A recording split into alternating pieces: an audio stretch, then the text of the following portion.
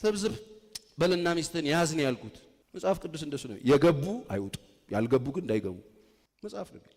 ያላመነው አልፈልግም ካንቺ ጋር መኖር ብሎ ቢለይ ይለይ መብቱ ነው። ያመነችው ግን ስላላመነ ትለየው አይልም። አርፈሽ ቁጭ በይ ነው የሚለው። 9-10 ሆኖ ፍራሽ አንጥፎ የሚተኛበት ይሄ ስርዓት መያዝ አለበት። በጣም ብዙ ልጆች ያልተናገሩት መዓት ሚስጥር ያላቸው ልጆች አሉኝ እኔ። በገዛ ዘመዶቻቸው የሚደፈሩ የገዛ ዘመዶቻቸው ጋር ሴክሹዋል ኢንቲሜሲ ግንኙነት ያላቸው በድብብቆሽ ምን ይነገራል? አጎት ልጅ ምን ተብሎ ይነገራል?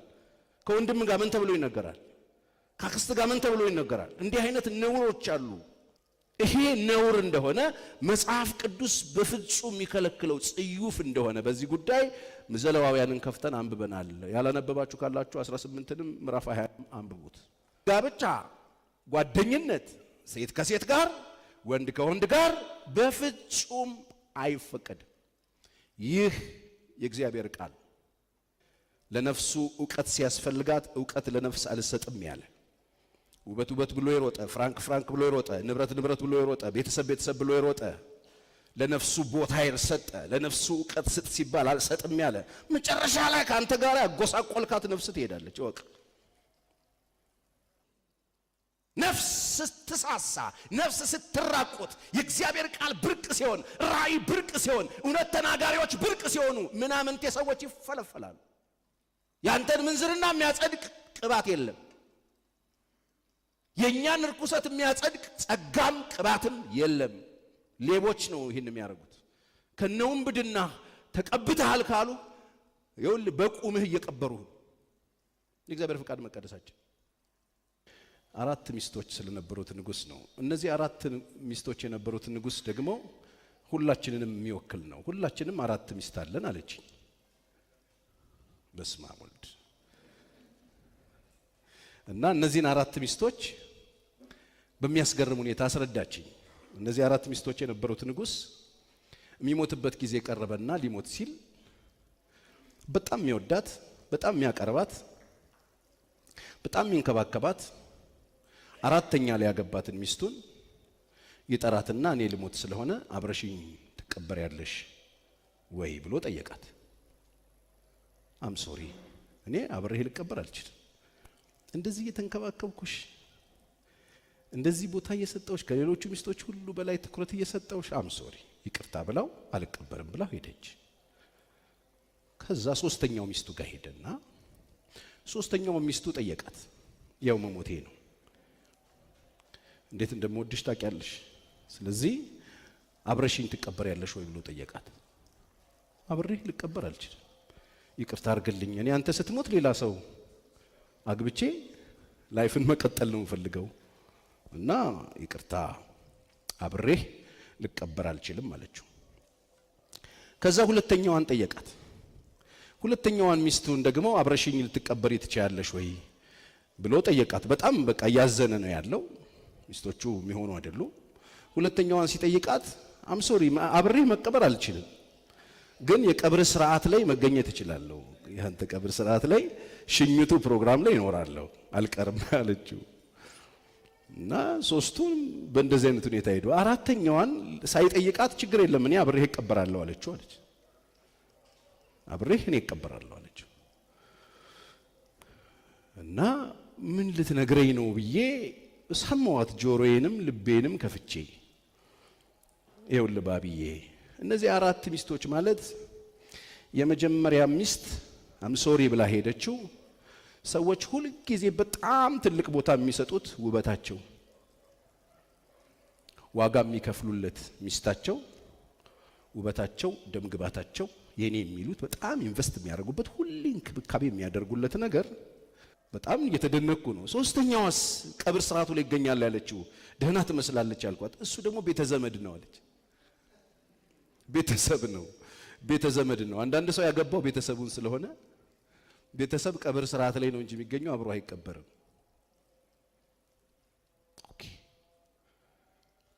እሺ መጨረሻ ላይ አብሬ እቀበራለሁ ያለችው ስላት ነፍስ ናት አለች። የኔ 3ኛ ልጄ ነች የነገረች ነፍስ ናት። መጨረሻ ላይ አጎሳቆላት፣ ቦታ አልሰጣት፣ ላይዋ ላይ ደራረበባት፣ ምንም ጊዜ የማይሰጣት ቦታ የማይሰጣት የሚያጎሳቆላት ሚስቱ ነፍስ ናት አለች። ሁሉም ሰው 4 ሚስት አለው። 3ቱ የሆነ ቀን ጥለው ይሄዳሉ። እቺ ዋናዋ አንደኛ የተደረገችው ላዩ ላይ የተደራረበባት ግን ጉስቁልና ቦታ ያልሰጣት ስፍራ ያልሰጣት ያስለቀሳት የጎዳት የጠበሳት ለነፍስ የሚያስፈልገውን ዕውቀት ሊሰጣት ሲገባ የከለከላት ነፍስ ግን መጨረሻ ላይ አብርሃም ትገባው እሷ ናት። ታዲያ ምንድነው ፓስተር ቸሪ ለዛሬ ልትነግረን የፈለከው ካላችሁኝ መጽሐፍ ቅዱስ ምሳሌ 19:2 ላይ ነፍስ ያለ ዕውቀት ትሆን ዘንድ መልካም አይደለም ይላል። ነፍስ ያለ ዕውቀት ትሆን ዘንድ መልካም አይደለም። እግሩን የሚያፈጥን ሰው ከመንገድ ይስታል። እግሩን የሚያፈጥን ሰው ያለ ዕውቀት ውሳኔ በህይወቱ የሚወስን ሰው ይሳሳታል። ከዛ የሰው ስንፍናው መንገዱን ታጣምምበታለች። ከዛስ ልቡ በእግዚአብሔር ላይ ይቆጣል ይላል። መጨረሻ ላይ እግዚአብሔርን እየተሳደበ ይሞታል። ለነፍሱ ቦታ ያልሰጠ። ስለዚህ ልትነግረን የፈለግከው ይሄንን ነው። ለነገራችሁ የፈለግኩት ይሄን ነው። እዚህ ቦታ የምንሰጠው የነፍስ ዕውቀት ነው፣ የጭንቅላት ዕውቀት አይደለም። እሱን ዩኒቨርሲቲ ሄዳችሁ ተማሩ። የነፍስ ዕውቀት ነው። ነፍሳችሁ ጡንቻ ያውጣ፣ ነፍሳችሁ መስል ያውጣ። ነፍሳችሁ መልካም አይደለም እኮ አለ እግዚአብሔር። እግዚአብሔር መልካም አይደለም ካለ አንድ ነገር መልካም አይደለም ማለት።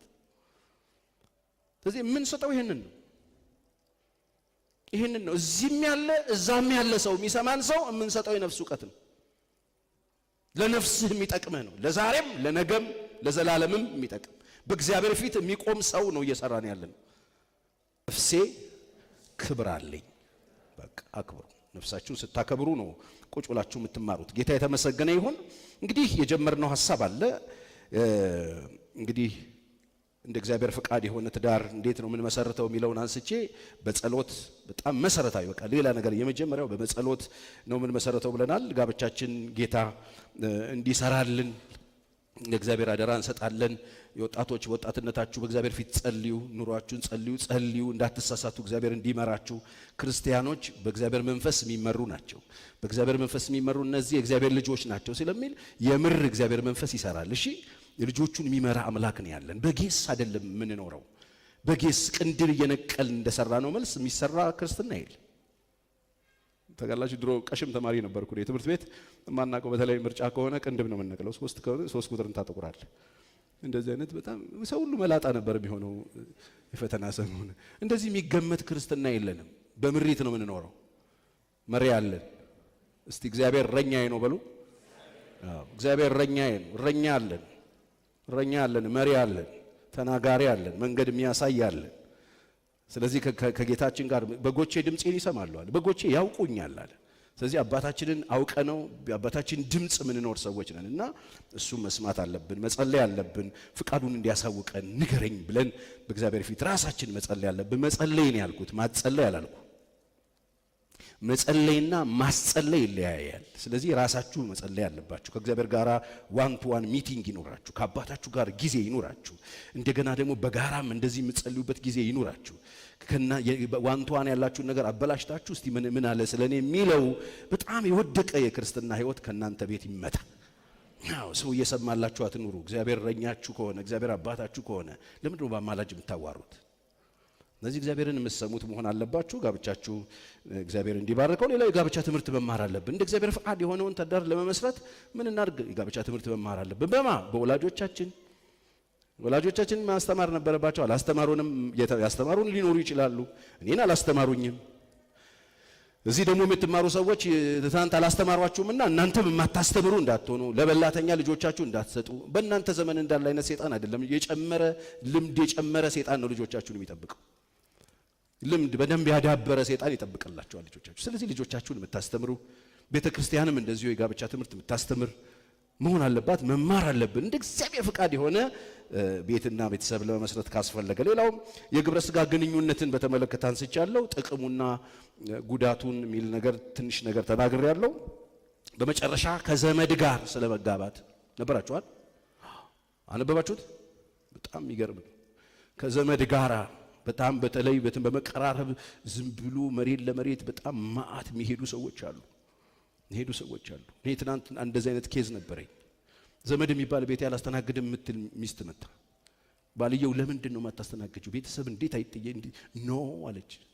ምክንያቱ ስትባል እኔን ዘመድን የደፈረኝ አለች። የእግዚአብሔር ቃል በሁለተኛ ቆሮንቶስ 6:14 በጣም የሚታወቅ ፌመስ የመጽሐፍ ቅዱስ ክፍል ነው።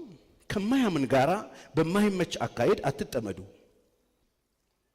ወይስ ብርሃን ከጨለማ ጋር ምን ህብረት አለው? ብርሃንና ጨለማን እናጋባቸው ብንል አሁን ውጭ ያለውን ጨለማ ናግባ ብንለው ይቻላል? ውጭ ያለውን ጨለማ ማስገባት ካስፈለገ ብርሃንን ከቤት ማውጣት ነው ያለብን።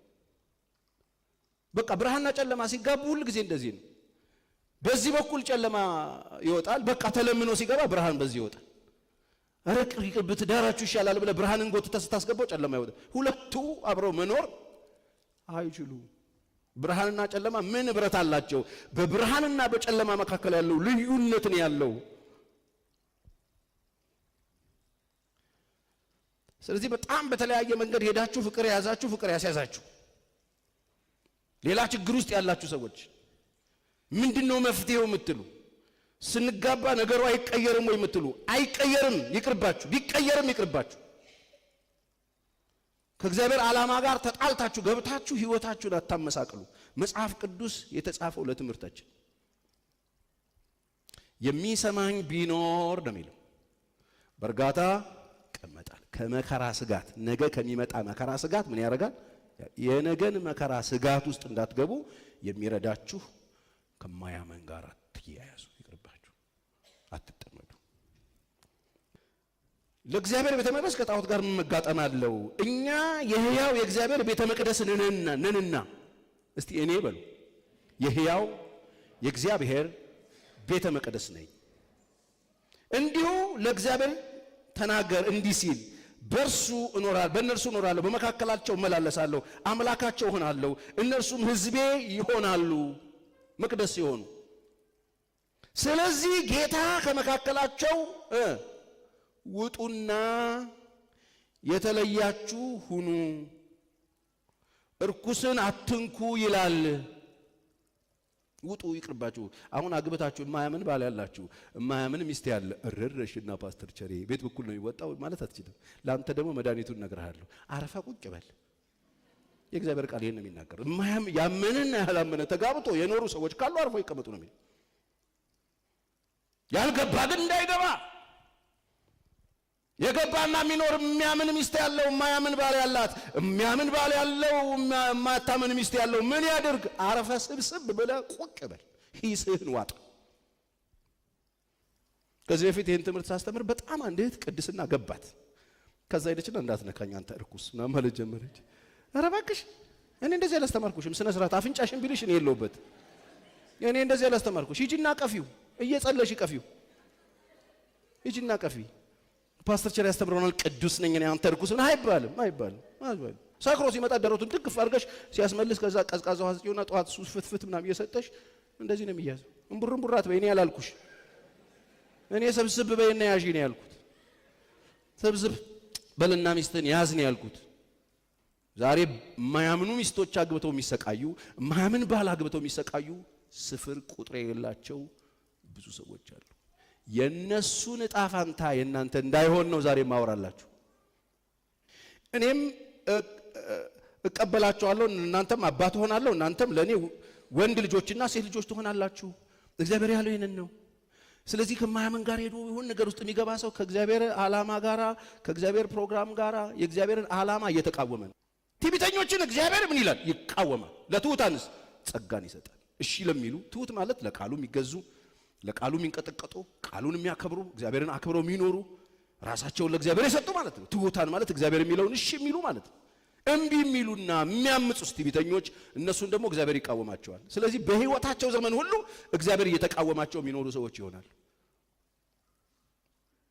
እንዴ ነገርየው ከእግዚአብሔር እኮ አይቶ ነው። እግዚአብሔር ፈጣሪሽ ባልሽ ነው ይለለ እንዴ? እሱ ብቻ ነው እንዴ? እኔም ይላል። ለእግዚአብሔር ተገዙ። ከዛስ ዲያብሎስን ተቃውሙት። ከእናንተ ምን ይላል? ዲያብሎስን ተቃውመው የማይሸሽ ከሆነ ቆም በልና ጠይቅ። ድምጽ ወፍራም ስላልሆነ አይደለም ያልሸሸ። ዲያብሎስን በወፍራም ድምጽ አናሳድደውም።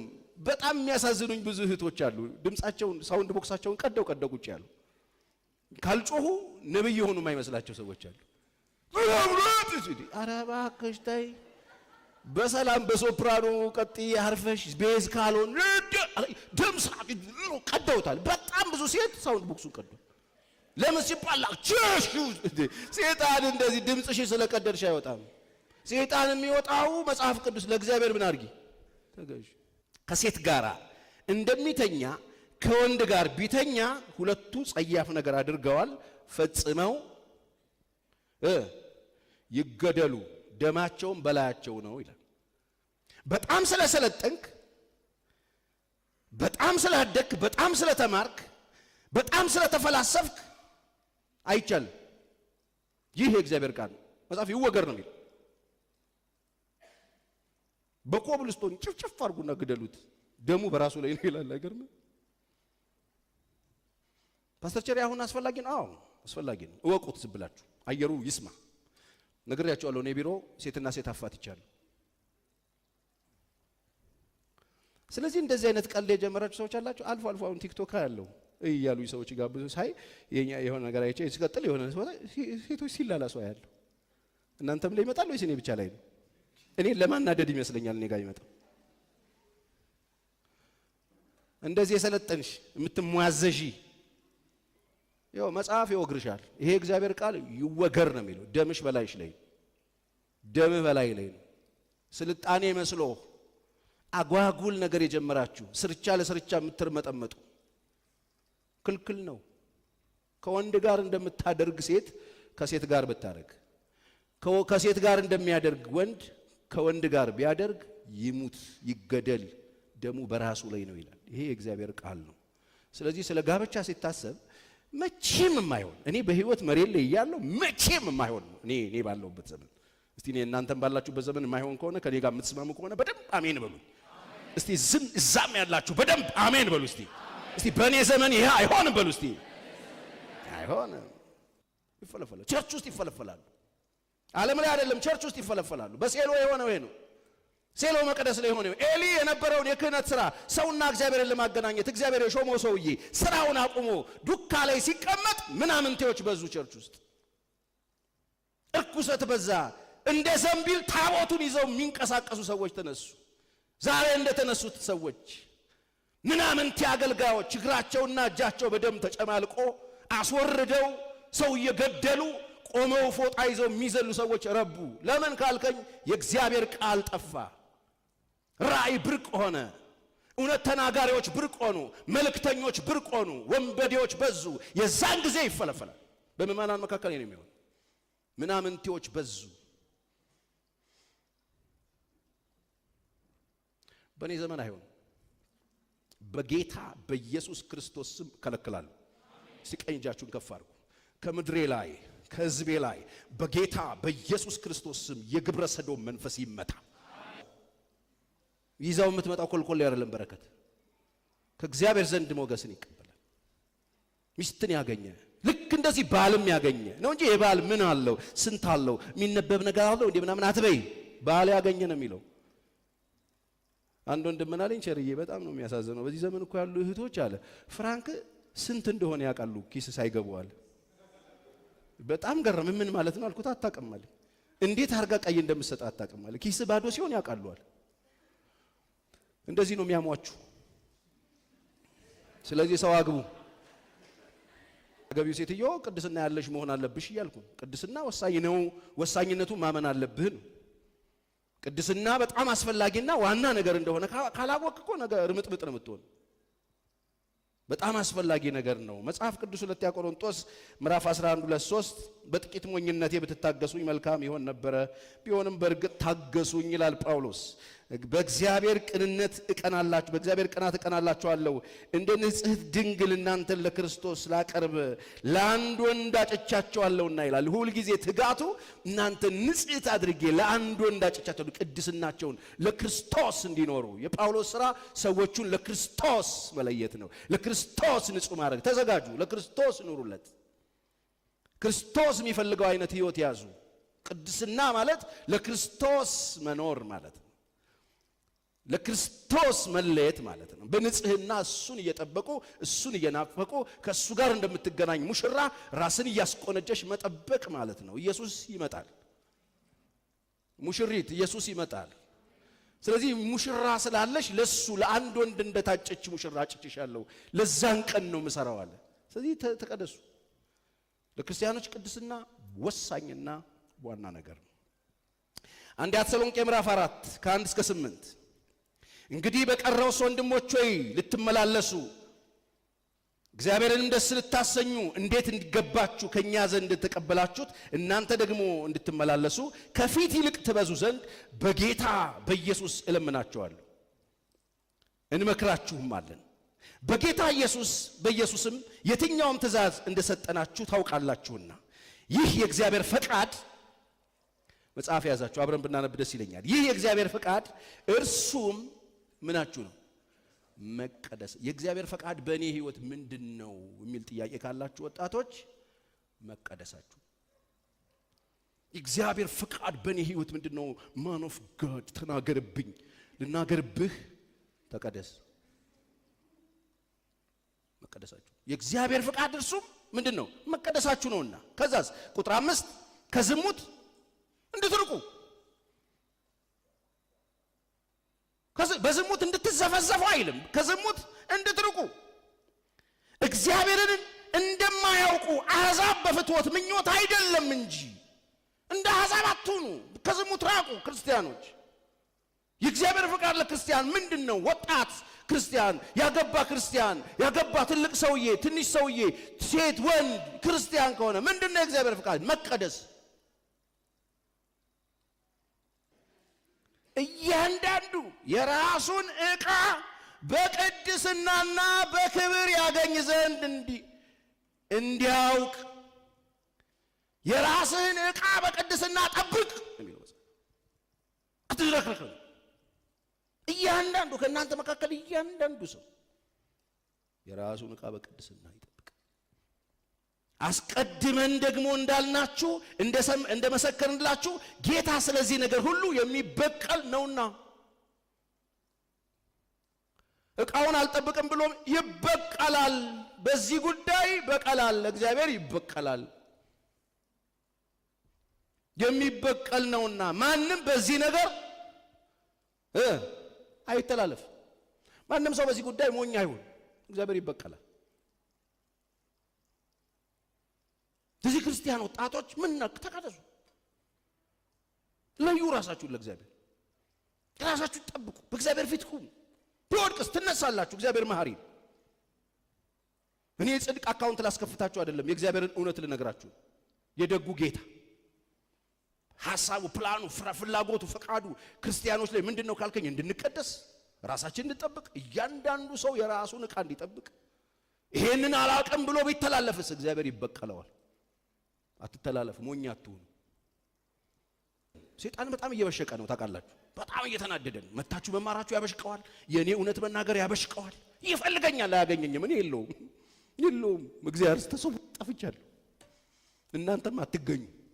መጽሐፍ ሄኖክን አካሄዱን ከእግዚአብሔር ጋር ስላደረገ አልተገኘም ይል። ለምን ሲባል እግዚአብሔር ወስዶታል። በኢየሱስ ስም አካሄዳችሁን ከእግዚአብሔር ጋር በማድረግ እግዚአብሔር ይውሰዳችሁ። ለክፎች አትገኙ፣ ለአመጽ አትገኙ፣ ለርኩሰት አትገኙ፣ ለዝሙት አትገኙ፣ ለጣላታቾች አትገኙ። እግዚአብሔር ይሰውራችሁ። እንደ እግዚአብሔር ፈቃድ በመንገዱ ስትሄዱ አትገኙ። ሰው ደንግጧል። እንዴ ኮስተር ብለህ እንዴ ታወራለህ እንዴ? ባለፉት እሁዶች 4 ቀጠሮዎች ብዬ ሲሪየስ ነገሮች ሰው እንዴ ጉባኤ ልትበትን ነው እንዴ ያለኝ አንድ ሰው። ምንድነው ፕሮግራም ይሸርዬ እንዴ በዘም አባብ ለመያዝ ነው እንጂ ሰው እኔ አባብዬ ልይዝ አልመጣሁም። ብራዘር አባብሎ አላመጣኝማ። ለብሮ አባብልህ ከፈለክ ሂድ። አዋጭ ነገር ካገኘ እኔ ምን አገባኝ? እኔ አይኖቼ እሱ ላይ ናቸው። ክብር ለኢየሱስ ይሁን። የዘመኔ ቁጥር እኔ ጋር አይደለም ያለው። ኤኒ ታይም ትኬት ኦፊስ ቡክ ተደርጎ ከመጣ ነው ይሄዳለሁ። ባለውበት ሰዓት ግን የምነግርህ እግዚአብሔርን ፈቃድ ነው። ተቀደስ፣ ራስን ለይ፣ መልስ ትሰጣለህ ለእያንዳንዱ ነገር። እያንዳንዱ ሰው የራሱን ዕቃ በቅድስናና በክብር ይጠብቅ። ጠርቶናል ለቅድስና፣ ለርኩሰት አልተጠራንም። ስለዚህ በርኩሰት ውስጥ ያላችሁ ሰዎች እዛ ውስጥ ሆናችሁ እያላዘናችሁ ያላችሁ እየዘመራችሁ ትንቢት የምትፈልጉ እግዚአብሔር ለዚህ አልጠራችሁም። ለወንብድና አልጠራችሁም፣ ለውሽማ አልጠራችሁም። በድብቅ ለመልከስከስ እግዚአብሔር አልጠራችሁም። እዚህም እዛም ያላችሁ አልጠራህም እግዚአብሔር። ድምፅህን አጎርነን ጌታ ያልክ አትቀልድ። በዜማ እኔ አንድ ሌባ አውቃለሁ። አሁን ወደ ጌታ ሄዷል። ሌባ ነብይ ነው። ሌባ እና ሁሌ ቀድሞንም ባባም የሚሆነው እሱ ነው። ከባድ ወንጀል የሚሰራው ደግሞ እሱ ነው። ይምታታብናል። ይሄ ሰውዬ ማለት በጣም ጨዋ የሚሆንብን እሱ ነው። ብድግ ብሎ ደግሞ የሚሆን ወንበዴ ነው። እያለቀስክ እግዚአብሔርን አታታልል። ግድ የለህም። እግርህን አነባብረን ንስሐ ግባ ከፈለክ። አታልቅስ፣ ግን ልክ አለመሆንን ወቅ። በሰው ፊት በጣም ጨዋ ልትባል ትችላለህ። በእግዚአብሔር ፊት ያለው ነገርህን ያበላሽ። እግዚአብሔር ሁሉንም በብርሃን ስለሚያውቅ ማለት። ስለዚህ ከጋብቻ ውጭ ያለ ርኩሰት፣ ከጋብቻ ውጭ ያለ ቅድስናን የሚያጎድፍ ነውር፣ ዝሙት ምናምን እግዚአብሔር ፊት ቅድስናን ያበላሻል። ሌላው ንጽህናን ያጎድላል፣ ውሸታም ያደርጋል። ዋሾ ያደርጋል። ውሸታም መሆን የሚፈልግ ሰው አለ በእግዚአብሔር ፊት? አትውሸታ መባል የሚፈልግ ሰው አለ? አካባቢ ሰፈር ምናምን ደጉ ብሎ በጣም ታዋቂ ተብለ በጣም የበጎ ሰው ሽልማት ሁሉ ልትሸለም ትችላለህ። ይህ ሰው አንደኛ ነው ብሎ አገር ምናምን። እግዚአብሔር ግን ሁሉንም በብርሃን ያያል። ውሸታም ትሆናለህ። ለክርስቶስ ያለውን ምስክርነት ያቆሽሸዋል። የምናወራው ነገር ይበላሻል፣ ያረክሰዋል። ሰውነታችሁ በእናንተ ዘንድ የሚኖር የሕያው የእግዚአብሔር ቤተ ምንድን ነው ተብሏል? መቅደስ ተብሏል። እያወራን ስናጎድፈው ወንጌሉን ያበላሸዋል። ክርስቶስ መስቀል ላይ የሰራውን ያንን ግሩም ስራ ያበላሸዋል። እምነት ሰው እንዲያጣ ያደርገዋል። ሰው ይህንን የሞተለትን ክርስቶስ እንዳይቀበለው ያደርገዋል። የኛ ህይወት መዝቀጥ ሌሎች ሰዎች ክርስቶስ ሞቶላቸው በእኛ ምክንያት ክርስትና በአፍንጫ ይውጣ እንዲሉ ያደርግ ይችላል። ጮሆ መዳን የማይችል አድኑኝ ቢል ማንም የማይሰማው የሆነች ወጣት ማህፀን ውስጥ ተቀምጦ እየጮኸ ወስዳ ታርደዋለች፣ ትገለዋለች። በዚህ አትራፊ አጋንንት ብቻ ነው። በዚህ ተጠቃሚ አጋንንት ብቻ ነው። ስለ ቅድስና ስትማሩ በጣም የሚበሳጨው አጋንንት ብቻ ነው። ይሄንን ስታቁ የሚተርፈው አንደኛ የእናንተ ማስብና ማንነታችሁ ይተርፋል። ሁለተኛ ልትገሏቸው ያዘጋጃቸው ልጆች ይተርፋሉ። ሶስተኛ እግዚአብሔር ይከብራል። ከጋብቻ ውጭ ያለው ነገር ይሄንን ነው የሚያደርገው። ነጭናጫ በሁሉ ነገር ብስጭት ምን መስማማት ማንችል፣ ኳይር ውስጥ ካለን ምናፈራርስ፣ ህብረቶቻችን ምናበላሽ፣ ሰላማዊ ጓደኝነትን ምናጠፋ አንዱ የወሲብ ቀውስ ነው። አሁን ይሄን ጤና ጥበቃ ነው ማስተማር ያለበት ብላችሁ ነው የምታስቡታል? እኔ እቴጄ እኔ ያለው እግዚአብሔር ይመስገን። አዎ ሄፓታይተስ ቢ ይዘሃል፣ የጉበት በሽታ ይዘሃል፣ የአባላዘር በሽታ ይዘሃል፣ የተለያዩ በሽታዎች ይዙሃል። አግባብ የምትልከሰከስ ከሆነ ትሞታለህ። ነፍስህን ነው የሚያጠፋው። አሁን ይሄንን እንግዲህ ጮክ ብለን መነጋገር አለብን። እኔ አታመንዝሩ ብዬ ቤተክርስቲያን ሳስተምር እዚህ ጋር ማጨስ ክልክል ነው ብዬ ለጠፍኩ ነው ይመስለኝ። ሁሌ እናገራለሁ። ቸርች ውስጥ ይሄ የተለጠፈ ነው ይመስለኝ። እኔ አንድ ወዳጄ ነግሮኛል። አሜሪካን ሀገር የሆነ ሀገር ሄዶ ቸርች ውስጥ ኖ ስሞኪንግ ኖ ኪሲንግ ምናምን የሚል ተጽፏል አለ። አንተ ቸርች ውስጥ የሚመጡ ሰዎች አሉ ማለት ነው። ኖ ኪሲንግ ኖ ስሞኪንግ ምናምን ቸርች ውስጥ። አሁን ቸርች ውስጥ ኖ ስሞኪንግ ኖ ኪሲንግ ማለት አለብን ማለት ነው። ወዴት ነው እየሄድን ያለን? እግዚአብሔር በዙፋኑ ላይ አለ። አይኖቹ ተከፍተዋል። መጽሐፍ ቅዱስ የእግዚአብሔር አይኖች በምድር ምእመናን ላይ ናቸው ይላል። በቀና መንገድ የሚሄድ እርሱ ያገለግለኛል ይላል። እግዚአብሔርን ማገልገል ይሁንልን። በቅድስና በመኖር ቀሪ ዘመናችን ይለቅ። ሄኖክ አካሄዱን የቀየረው በ20 ዓመቱ አይደለም፣ 160 ምናምን ዓመት ኖሮ ነው። 160 ምናምን ኖረና 160 ምናምን ሻማ ይሁን ጫካ እየነደደለት ሰውየው ዲሳይድ አደረገ። በቃኛል፣ እኔ ከዚህ ቀን ጀምሮ የሚሄደው እንደ እግዚአብሔር ቃል ነዋል። አካሄዱን ከዛሬ ጀምሮ እንደ ጓደኞች አልሄድም፣ እንደ ሰፈር ልጆች አልሄድም፣ እንደ ባህሉ አልሄድም፣ ሀገሩ ላይ እንዳለው አልሄድም። ከዚህ ቀን ጀምሮ እንደ እግዚአብሔር ቃል ነው የሚሄደው ብሎ መንገዱን ቀየረ ይላል። ከዚህ ሁሉ እድሜ በኋላ ቀየረ። ከዛ አልተገኝ የሚል የሰማይ አምላክ እግዚአብሔር መንገዳችሁን መቀየር ያድርግላችሁ። አይቀር እስከ መቼ ድረስ እግዚአብሔር እየተናገረን ነው። ሊታደገን ነው የመጣው። ይሄ አቁሳይ ነው፣ ፍላጻ ነው፣ የሰይጣን ወጥመድ ነው። በዚህ የታሰራችሁ ሰዎች እዚህም እዛም ያላችሁ መውጣት ያቃታችሁ እያለቀሳችሁ ያላችሁ ደምን ባምታለቅሱ ታስራችሁ ያላችሁ ምን እንደሚያስለቅሳችሁ ማታውቁ ግን ታስራችኋል፣ ተወግታችኋል፣ ተይዛችኋል፣ በክፋት ወጥመድ ውስጥ ወድቃችኋል። ማን ነው የሚያድነኝ የምትሉ ዛሬ የሚያድናችሁ የሰራዊት አምላክ እግዚአብሔር አለ። እጆቻችሁን ጎትቶ ሊያወጣ ፍቃዳችሁ ከሆነ አውጣኝ ካላችሁ ሊያወጣችሁ አምላኬ በዙፋኑ ላይ አለ። እንዲያወጣው የሚፈልግ ሰው በደንብ አሜን ይበለኝ።